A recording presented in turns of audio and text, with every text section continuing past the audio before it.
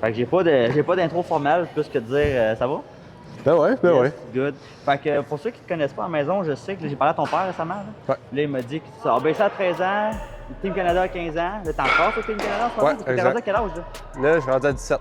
17? OK. Fait que là, t'es quoi? C'est-tu comme la dernière année que tu joues junior au Ouais, Canada? exact. C'est ton année de 18 ans, c'est ta dernière année. Fait qu'il me reste un camp normalement, puis ça va être terminé pour ça. OK. Puis après ça, là, t'as Stenson aussi avec ton frère là-bas. T'as toujours le même temps que lui là-bas? Ben oui, il s'est blessé, fait que ça se pourrait qu'il revienne l'an prochain justement. OK. Fait que ça se pourrait qu'on peut Parce que jouer les deux ensemble. théoriquement, Comment? Non, techniquement, c'était sa dernière année. Il a gradué de l'école OK. récemment. Fait que. Ouais. Fait que Stenson, c'est un NCAA Division 1 en Floride, dans le fond? Ouais, exact. Fait que puis ça, tu commences là en septembre ou l'année Ouais. prochaine? Dans 2 mois, je pars là. 2 mois, tu pars ouais. là-bas? Mieux, ouais. C'est ça? Ben oui, bien Ouais. excité de C'est quoi ton major là-bas? business. C'est quand même un programme qui me parle, qui m'intéresse pas mal. Fait que. Ouais, puis tu sais, c'est quand même. Ça fait quelque chose aussi. Ouais, c'est ça. C'est un des programmes que tu peux justement revenir au Québec, puis ça peut être utile. Il y a beaucoup de programmes que, mettons, je sais qu'en droit, c'est pas nécessairement les mêmes lois au Canada qu'aux États-Unis. Fait que tu reviens ici, puis tu recommences tes études, mais business, c'est quelque chose qui se transfère bien rendu ici. Quand même. Fait que, en même temps, ça fait que tu peux te concentrer sur ton sport en masse aussi. Ouais, c'est ça. C'est pas des cours nécessairement bien difficiles. Puis justement, vu que j'ai de l'intérêt, ça va se faire plus facilement que d'autres programmes en tant que tels que je rusherais plus pendant la saison. Puis tu t'en vas là-bas, tu fais 4 ans, c'est ça? Ouais, exact. OK. Quand même. Bon commitment. Ouais, Bon commitment. Fait que, écoute, on va faire une petite séance de BP, routine, pour les T-bars et compagnie. Fait que, je vais te laisser frapper quelques balles, puis après ça, on va jaser un peu de comment t'approches tout ça. Là. parfait, c'est bon. Bon, tout simplement. Puis moi, je vais te filer parce que je suis gentil de même.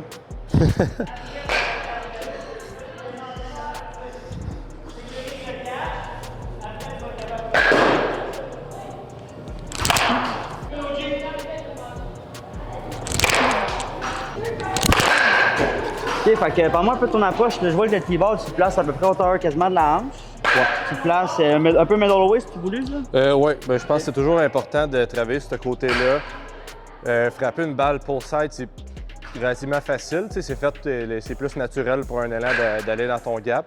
Fait que mettre ça toujours un petit peu away, je pense que c'est important pour avoir une extension un peu plus, garder le bat dans la zone un peu plus longtemps.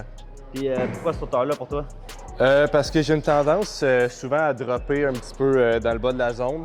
Puis je veux pas travailler nécessairement les pitches à hauteur du chest, mettons, parce que c'est un peu exagéré, je pense.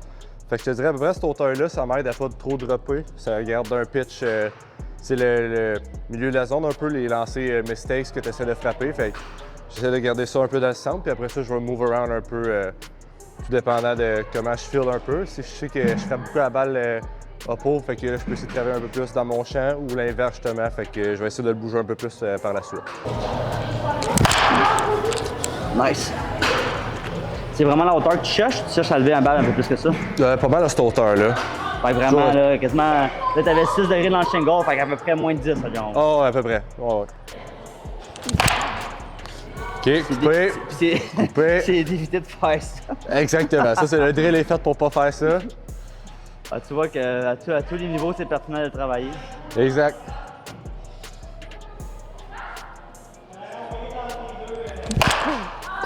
Nice. Puis, tu sais, ce que je te vois faire aussi, là, tu sais, c'est ça qu'on enseigne tout le temps aux jeunes, nous autres, tu sais, c'est quand tu te places avant de frapper la balle, tu regardes dans le lanceur. Ouais. As-tu un principe de. Tu visualises-tu quelque chose ou c'est vraiment genre plus que tu y vas juste par muscle memory un peu? Là? Ben, un peu muscle memory, mais c'est aussi un peu d'imaginer quand est-ce que le gars lève sa jambe puis il commence son wind-up. Que là, j'essaie de me timer un peu. Tu sais, c'est pas juste de swinger pour swinger non plus. Tu essaies tout le temps d'avoir un point. C'est en front toss, mettons, ça va être quelqu'un qui commence à reculer 100 mètres. C'est comme s'il commence à se séparer, mais j'essaie de faire ça un peu, de l'imaginer sur le T-ball quand même avant chaque swing. Là, tu nous contais aussi que là, dans le dernier championnat que tu as fait, tu avais 2 circuits, comme tu disais. Là. Ouais, ça a été bon début de tournoi, je te dirais. Bon début de tournoi, puis c'était quoi dans ton champ, dans le centre? Une dans le centre, une dans mon champ. Okay. Ben, des change-ups que j'ai essayé de stay back que j'ai réussi à extendre juste au bord de la clôture. Et toi, avec l'équipe Canada, tu pars combien dans le line-up? L'équipe Canada, bas dans le line-up. C'est un line-up, c'est dur à percer, je te dirais, dans ce line-up-là. Okay. Que les gars qui frappent de 1 à 5, c'est vraiment des bêtes. Là. Les gars, ils frappent. Les gars qui lancent 96, ils n'ont pas de misère avec ça. Okay. Tu sais, je te dirais, rendu là-bas, je suis pas des meilleurs frappeurs, je suis pas d'un peu, mais c'est un 7, 8, 9 dans ce coin-là. Mais on est 11 à frapper. Fait ça externe un peu. Mettons 7-8, je dirais environ. OK, fait que tes 5 premiers frappeurs sont. Ouais, c'est ça. C'est des, solides, là. c'est des gars qui vont se faire drafter au prochain mois de juillet. C'est ça que tu cherches à faire toi aussi, éventuellement? Idéalement, oui. Idéalement, oui. C'est ça, mais C'est jamais facile non plus. Il y a bien de la compétition aux États-Unis. Fait que. c'est là que ça joue à la base. Toi, en Floride, dans le bas, là. Exact. Fait que, OK, super. Fait que, puis toi, quand tu fais travailler deux circuits, tu sais, j'imagine pas quelque chose que tu cherches à faire. Non, absolument pas. C'est quoi ton approche dans une game? C'est quoi tu cherches à faire au bâton? Pour vrai, ça va beaucoup dépendre du lanceur. Dépendant, mettons, dans la ligue qu'on joue pendant l'été, c'est de la bonne compétition. Mais je te dirais, quand tu es un peu connu, c'est change-up, curveball pour les droitiers. Fait que je te dirais, mettons, dans ces ligues-là, on dirait que je me stay back, je pense juste à un change-up, puis j'essaie de frapper ça dans le centre. Puis si jamais c'est une fastball, je sais que les gars, nécessairement, n'ont pas tout le temps la vélo pour me battre. Si c'est une fastball, je réagis, je mets ça dans le gap à l'oppo. Mais je te dirais, les deux circuits que j'ai frappés, j'essayais juste de stay back sur un change-up, puis j'étais prêt à frapper ce lancer-là. OK, ben, merveilleux. C'est ça qu'on enseigne aussi aux plus jeunes. Faut pas que tu essayes. C'est dur, c'est encore plus dur de frapper un circuit quand tu essayes d'en frapper un. Exact. Souvent, tu vois, les gars qui vont frapper au circuit de la Ligue majeure, c'est pas les meilleures moyennes non plus. Non, c'est ça. T'sais, si tu essaies de frapper, un circuit, il faut que tu aies un 25 à 30 de launch angle à peu près. Si tu essaies de reproduire ça avec ton bat, tu as des bonnes chances de frapper un ballon à l'avant-champ ou dans le champ. Puis, parce que si tu essaies juste de frapper une line drive puis que tu passes un millimètre et demi en dessous, ben, elle traverse pas bord avec la clôture. Fait que. C'est peut-être du pop quand même. C'est ça, ouais. Je confirme que je fais pas ça. Bon, parfait, ça. Va être correct pour le T-ball. Tu vas faire pour le T-ball? Ouais. Fait que dans le fond, tu pratiques pas vraiment les autres affaires. Sur le T-ball, tu pratiques pas in, tu pratiques pas. Pendant l'hiver, un peu plus, mais pendant l'été, je te dirais, je suis pas un gars de T-ball tant que ça. Tu essaies de minimiser ton nombre de swings pendant l'été. Normalement, tu arrives à un match, puis tu as 25 minutes pour frapper. Tu fais un peu de front toss, un petit peu de live, de la machine si tu en as accès, mais tu essaies de garder le moins de swing possible. Fait que.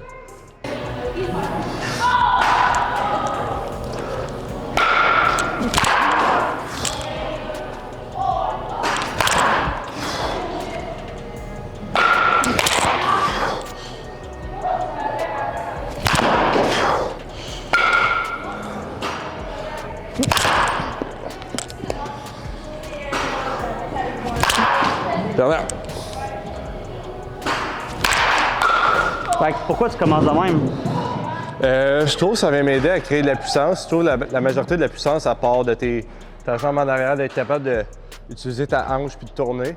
Fait que quand tu pars de même, justement, ça vient t'assurer que tu pars comment dire? Tu pars avec plus de rotation à faire. Fait que tu viens de créer encore plus de puissance, ça vient exagérer le mouvement. Tu viens fermer ta hanche en arrière. Exactement. Fait que ça va créer plus de puissance. Fait qu'après ça, je trouve que c'est plus facile pour moi quand j'arrive ici de justement venir utiliser ma hanche en arrière pour souligner.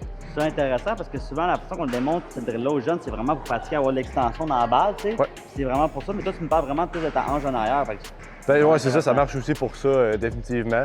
Mais je pense que ma hanche, c'est un problème que j'avais, que je n'ai pas assez l'utiliser. Puis ça me créait, je frappais fort, mais juste en utilisant mon haut du corps. Tandis qu'en utilisant le hanche aussi, ça vient vraiment t'aider à créer encore plus de puissance. 100%, parce que nos hanches sont plus larges que nos bras. Oui, Fait que, est-ce qu'on va continuer dans le centre direct? Oui, probablement. Tu sais, c'est aussi y aller avec le pitch. Si tu la lances in, ben je me futinerai pas avec et essayer nécessairement de la frapper là-bas. Je vais quand même essayer de la tirer un peu dans mon gap. Tu peux t'ajuster au pitch, là. Exact. Tu es capable de le faire, là. Ouais.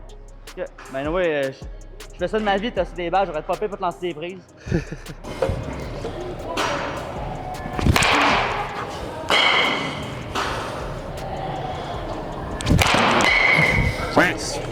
Excuse. Pas pressé, moi. Oh oui. T'as pincé celle-là.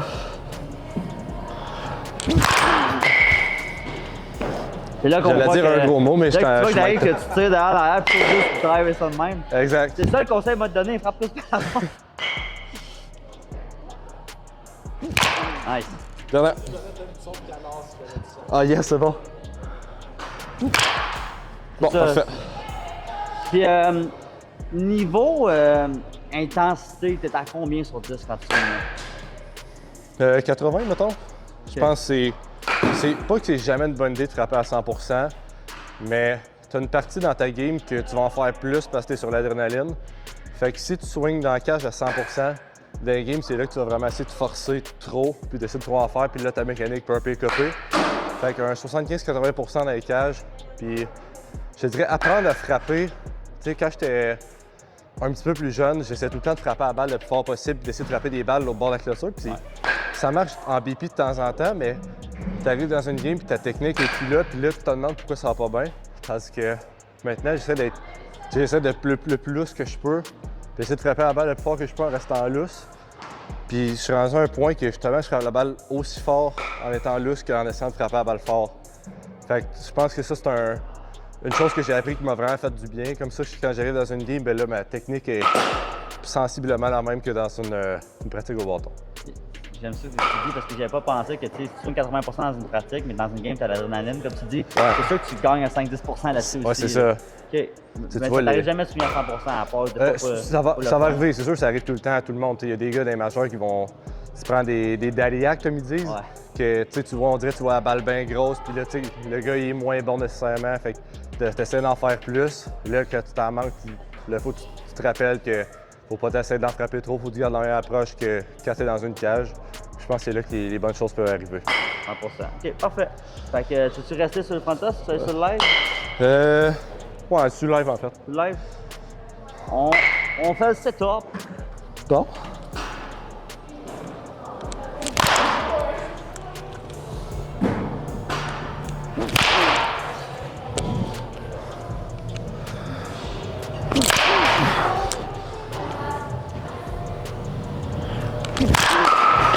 C'est bon. Une fois. Ouais.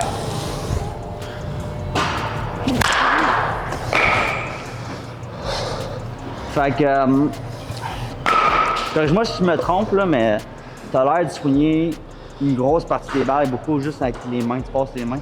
Ouais. Tu sais, j'ai pas l'impression que tu mets énormément de bas de corps dedans. Tu sais, je le vois aussi sur ta vitesse de frappe. Tu sais, oui, t'as frappé un peu plus fort en moyenne sur ces balles-là, mais essentiellement, tu n'es pas tant plus fort que le front toss. Fait que, c'est-tu vrai que tu vas principalement juste avec tes mains? Première ronde, c'est un peu plus two-strike approach. Tu sais, je pense que c'est important de le pratiquer beaucoup. Parce que tu dis que la majorité de tes comptes sur finir à 2 prises ou d'essayer d'être un peu plus défensif. Fait que surtout dans 2 prises, j'essaie de limiter mes mouvements. Soit je fais pas de pas ou j'en fais un tout petit juste pour dire, j'essaie de limiter mes mouvements avec mes mains. Puis juste essayer d'y aller avec le pitch. Fait que c'était pas mal ça que j'essaie de faire dans la première ronde. Fait que ouais, c'est vrai que les vitesses vont être un peu moins bonnes dans la pratique, mais ça reste que dans un match, le gars va lancer un peu plus fort. Puis tu vas frapper surtout l'adrénaline aussi. Fait que là, c'est là que tes exits de vélo viennent compenser. Mais ouais, première ronde tout le temps un peu plus two-strike approach ou garder ça un peu plus, y aller avec le pitch, limiter les mouvements. Et pour toi, mettons, là, un two-strike approach, c'est quoi? Là? Parce que tu entends plein parler avec les jeunes, on va essayer de l'expliquer nous autres aussi. Il y en a qui disent se défendre, il y en a qui disent que c'est pour rester agressif, il faut juste mettre les mains sur les balles. Comment tu l'expliquerais, toi? Moi, je dirais quand même d'essayer d'attaquer pareil. C'est pas parce que tu es à 2 prises qu'il faut que tu essaies de juste mettre une balle en jeu. Il faut quand même que tu te fasses confiance à toi-même. Puis c'est là que je pense qu'il faut que tu connaisses tes faiblesses aussi. Par exemple, moi, je sais que les balles courtes, j'ai aucune misère à frapper ça. Change-up, ça peut être un peu plus difficile des fois. Fait que je sais que si je vois une fastball dans la plus haute partie de la plate, bien là, je vais essayer de me défendre. Mais j'essaie d'être un peu plus prêt sur un change-up puis de justement se tirer comme je le faisais, puis là, d'essayer d'aller pousser ça soit dans le centre ou dans l'opposé. Fait que vraiment rester dessus. Mais justement, il faut tout le temps, à 2 prises, c'est la seule partie, c'est qu'il faut que tu sois prêt à tout. Tu sais, tu peux pas nécessairement te faire striker sur un take, sur une prise, puis juste de pas swinguer. Il faut quand même que tu l'essayes. Fait que je pense que faut tout toi tu sois prêt à la balle rapide, parce que c'est le pitch qui peut pas te battre. Mais il faut qu'après ça, tu sois prêt justement à te défendre dès que tu reconnais un autre lancer. Sounds good. On y retourne.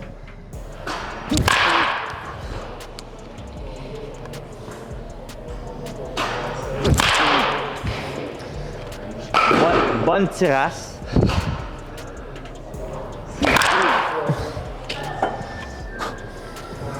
Reset.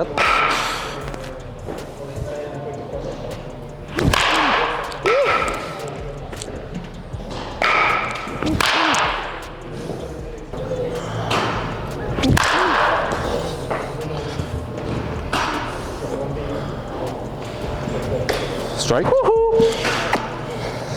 C'est nasty sur mon bon pour mon ERA, ça.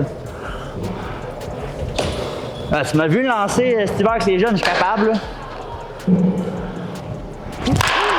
C'est bon. Ouais, celle-là, il va vendre, hein? Fait que là, t'en as pincé une couple. Qu'est-ce que t'as changé dans ce fond-là par rapport à l'autre d'avant? Ben là, je ramène un peu plus de mouvement. Je sais que je suis quelqu'un qui bouge quand même beaucoup mes mains quand je frappe. J'ai quand même un gros loading à faire, mais on dirait que j'ai pas le choix de le faire, sinon je me sens moins confortable, à part à 2 prises bien sûr, mais j'essaie d'avoir un plus long loading. Et là, j'ai un peu de la misère sur justement frapper dans le centre, dans le gap à l'oppo. Je sais que c'est plus une faiblesse pour moi. Fait que là, j'ai essayé de la fin de plus rester ensemble, puis ça a bien été vers la fin. Plus frapper ça vis-à-vis de l'airstream, vis-à-vis le lanceur shortstop environ. Fait que... Puis justement, en parlant de loading, là, tu viens juste d'en parler. Toi, ton loading, tu le pars quand? Parce que ça, on sait que c'est, mettons, quand t'es pas en train de frapper, mais quand t'es le prochain on deck à frapper, c'est souvent là qu'on va se timer sur le lanceur. Ouais. Toi, c'est-tu un cue visuel? C'est un rythme? C'est quand est-ce que toi, tu commences à faire ton pas, commences à loader? Tout dépendant de quel lanceur, parce qu'il y en a qui vont vraiment faire ça vite avec les quick steps. Mais en majorité, je pense que c'est bon pour n'importe quel joueur de baseball, mais c'est souvent quand le lanceur vient séparer ses mains ou environ. Fait que, tu sais, justement, si le gars lance plus vite, quand il passe ses mains, il faut que tu commences à être prêt plus tôt. Mais normalement, tu as un lanceur qui lève sa jambe, normalement, comme la moyenne des lanceurs, quand il vient séparer ses mains, c'est là qu'il peut commencer. Encore là, pour certains frappeurs qui justement, ils n'ont pas un gros loading, ils viennent juste un petit peu bouger, bien là, ça peut être un peu plus tard. Mais la majorité, c'est quand ils viennent séparer leurs mains. C'est là, à ce moment-là, tu commences, toi, à te loader ta jambe en arrière. Oui, exact. C'est là que je pars mes mains, je pars mes jambes, mon pas un peu, environ tout en même temps. C'est là que tout part. Puis par rapport au marbre, tu te places où par rapport au marbre? On n'a pas parlé tantôt de tes balles, mais c'est où que tu te positionnes, toi? Ben, mettons, sur un tapis, c'est différent, mais mettons, dans une game, j'essaie de mettre sa ligne blanche, mon pied gauche sur la ligne blanche complètement. Fait que tu essaies de te donner le plus de temps que tu peux pour prendre, mettons, le temps de reconnaître le lancer. Ouais. Si t'es ici, ben, ça a l'air de rien, mais tu viens de te couper un pied, 2 pieds de distance, il faut que tu réagisses plus vite. Fait que j'essaie de le mettre le plus loin possible. Sauf justement, si ça arrive à 2 prises, puis tu sais que le gars, il lance beaucoup de curveball, mais là, tu peux te rapprocher un petit peu dans le box pour que ça te donne plus de temps de voir le spin, tandis que tu peux pas te faire surprendre si la balle a fini dans le dirt puis t'es là, tandis que si t'es plus loin en avant, tu peux aller chercher plus en avant puis qu'elle va être plus frappable, mettons. Toi, t'as pas de problème à t'ajuster même à l'intérieur de ton at-bat en filant en avant-arrière. Non, t'as pas bien le choix de t'ajuster, je te dirais, au baseball. Fait que. Mais par rapport à la distance, tu sais, les jeunes, on leur montre tout le temps un pied devant l'autre, ça c'est un classique, mais tu vois, c'est quoi le repère que tu prends par rapport à la distance que tu as avec le marbre? Ben, je te dirais, c'est beaucoup d'un BP. Je me suis habitué à savoir que si je suis capable de couvrir toute la plate, je suis correct. Tu sais, si je frappe avec un 31, je vais me mettre un peu plus proche. Mettons, avec la grosseur de bâton que je prends, je sais que, mettons, je suis environ ici. Tu sais, ça peut changer de frappeur en frappeur, mais je suis ici, je sais que le lancer à l'extérieur, sur le coin, je suis capable de le frapper sur le baril et pas juste un bout de bâton. Ben là, je vais être correct. Puis, tu sais, le lancer à l'intérieur, c'est tel que tel, tu viens chercher plus loin en avant, mais tant que tu es capable de couvrir toute le marbre à la distance que tu es correct. On se fait du fun? Ouais, on va bien faire ça. On se fait du fun? On se fait du fun. On va essayer de battre encore à JP contre Carl.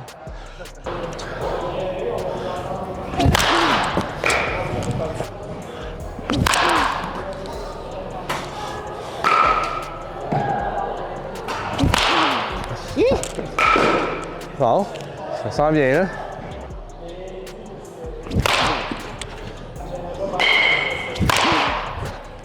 Go ball! Oh, c'est un bon lanceur. Oh! J'étais mort là-dessus. Ça, je l'avais square dans le chest.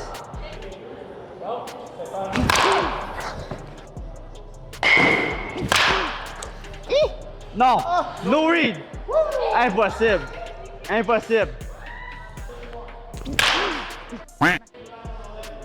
Ah, there you go! Là, t'as eu l'air d'un gars qui est resté fermé longtemps. Là. Go ball!